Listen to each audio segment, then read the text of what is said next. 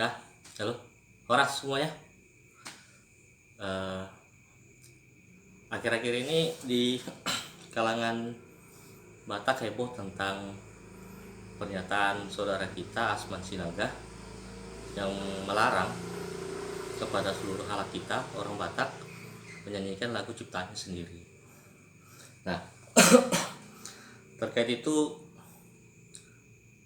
terkait dengan apa yang disampaikan saudara Asman Sinaga itu kemudian memperoleh banyak kritikan, kemudian ada juga yang mendukung. Sini mohon izin untuk menyampaikan pendapat terkait hukumnya. Bagaimana sih cover mengcover itu? Nah, jadi namanya musisi itu yang diketahui oleh orang adalah dialah pencipta seni. Dia membuat karya. Yang paling sering didengar itu adalah lagu. Nah, jadi ketika dia menciptakan lagu, dia berkarya dari lagu, maka itu adalah hak miliknya dia. Nah, karena itu hak miliknya dia, berarti dia bebas untuk mengapa-apain apa miliknya dia. Sampai sini dipahami dulu. Oke.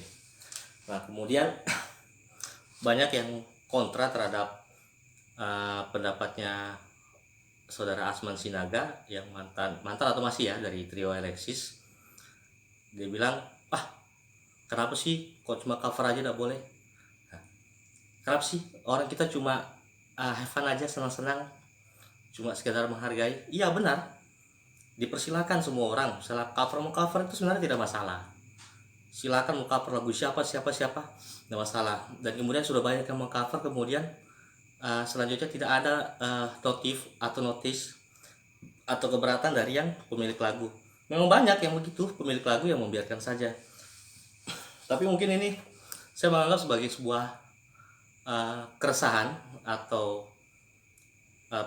kegundahan hati dari seorang Asman Sinaga, karena lagunya di cover, katanya cuma have fun, iseng-iseng, diupload di YouTube, tapi kemudian orang yang mengupload ke YouTube itu memonetisasi akunnya, akun channel YouTube-nya.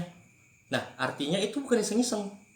Itu namanya dia mencari keuntungan dari barang miliknya orang lain. Nah, intinya di situ. Nah, kalau memang sebenarnya para pengcover ini dia mencoba memberikan apresiasi kepada pencipta lagu yang lagunya mungkin dirasa sangat indah, silakan mengcover. Tapi konsekuensinya kalau memang itu sekedar have fun atau sekedar iseng-iseng berbagi tentang suara indah masing-masing si pengcover, silakan.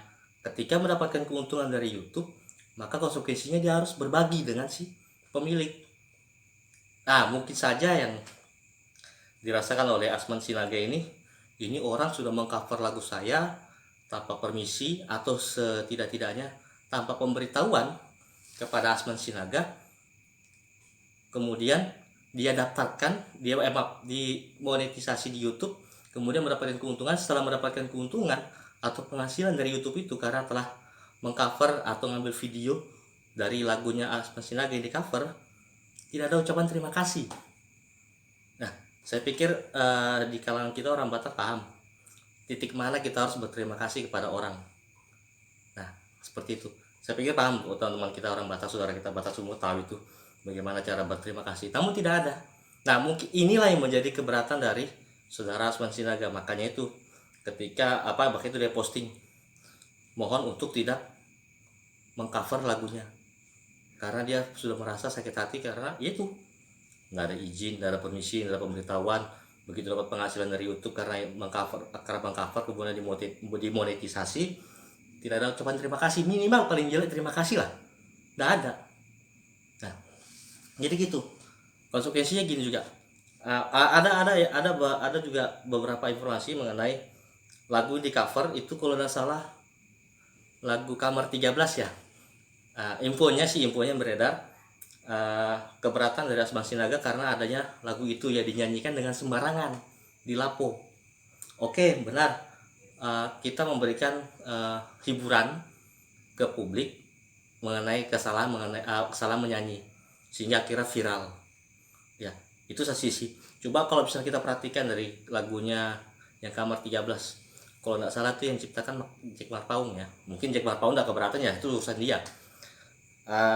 Kita coba pertimbangkan dari lirik Kamar 13. dari lagu Kamar 13 itu menceritakan tentang kebobrokan instansi dari kejaksaan maupun kehakiman. Maaf, bukan kehakiman. Ya, kehakiman ya. Hakim atau pengadilan. Dia mau menceritakan karena dia sebagai tahanan kemudian tidak diperiksa, tidak disidang, tidak jelas lama di dalam tahanan, nggak ada kepastian hukumnya bagaimana statusnya. Nah, itu kan menceritakan tentang kebobrokan pengadilan maupun kejaksaan. Nah, nah kalau seumpamanya tiba-tiba orang Batak ada mengcover lagu Kamar 13, kemudian oknum dari kejaksaan maupun kehakiman atau pengadilan dia keberatan karena dia merasa tidak semua kejaksaan seperti itu memperlambat kasus, tidak semua pengadilan begitu memperlambat kasus, kemudian dilaporkan kepada polisi dengan tuduhan pencemaran nama baik secara instansi. Yang jadi pertanyaan, apakah si pengcover itu mau menerima sanksi pidana terhadap itu? Saya yakin pasti jawabannya dibilang, saya ini hanya mengcover, seharusnya yang dikenakan pidana adalah si pembuat lagunya itu. Nah, artinya kalau dari sini kita dapatkan penggambaran bahwa ternyata kalau dalam hal negatif yang diterima oleh orang lain nggak bakal mau terima. Dia pasti kembalikan pada si pemilik. Tapi kalau mendapatkan keuntungan, dia pasti diam, senang. Dia nggak bakalan ingat kepada si pemiliknya. Nah, kalau memang misalnya itu bersifat iseng, kemudian anggaplah teman-teman bicaranya itu sebagai rezeki. Kalaupun rezeki, kita harus bisa bertindak adil ya. Kalau dalam rezeki kita bisa mengambil sendiri. Kalau misalnya dikenakan sanksi pidana, teman-teman harus bisa menanggung sendiri yang mengcovernya itu, yang mengcover maupun mengupload lagunya. Konsekuensinya seperti itu.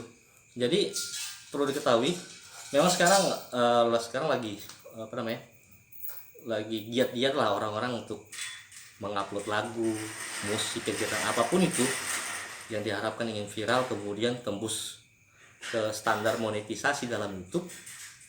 Sekarang lagi rame. Tapi perlu diperhatikan satu hal aja, hati-hati terhadap kepemilikan orang lain, hati-hati terhadap barang milik orang lain. Yang kita cover adalah barang milik orang lain.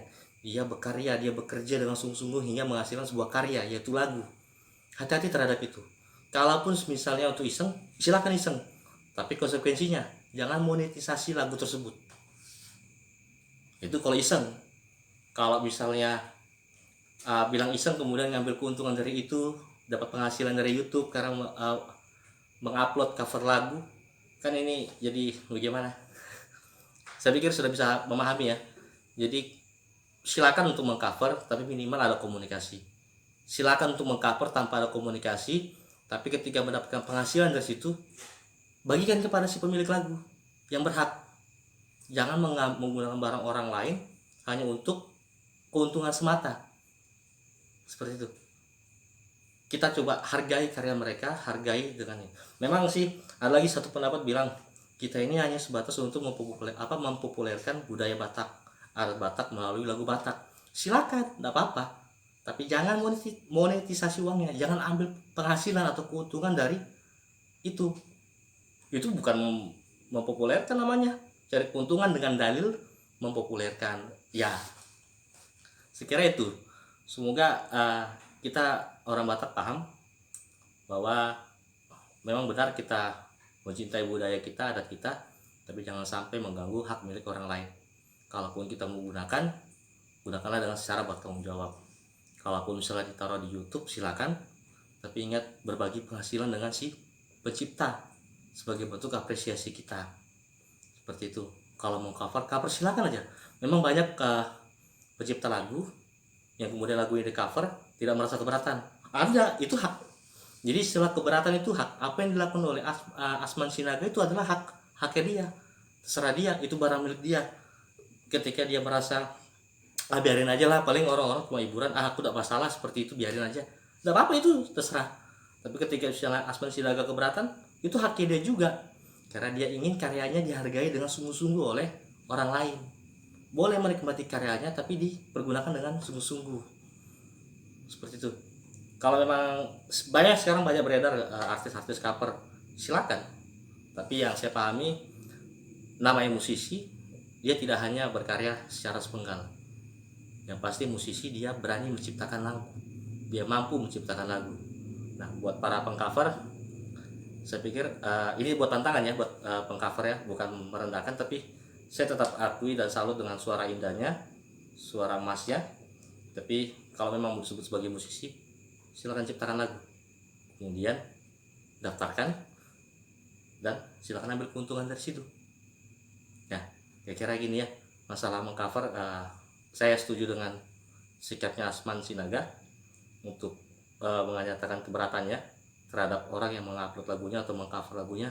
Saya setuju dengan dia. Kalaupun dia tidak keberatan, saya juga setuju dengan dia, karena itu memang haknya dia, terserah dia. Sama juga nanti kalau teman-teman sudah bikin, ya silakan teman-teman maunya bagaimana. Mau silakan memberikan kesempatan seluas-luasnya untuk di cover, silakan. Mau nggak mau juga tidak apa-apa, tapi nyatakan keberatan itu.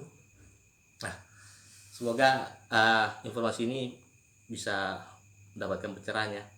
Kita bisa saling berbagi. Salam dari saya, Bang Aramet Tandu Gutom Utapian nomor 18, orang Batak asli.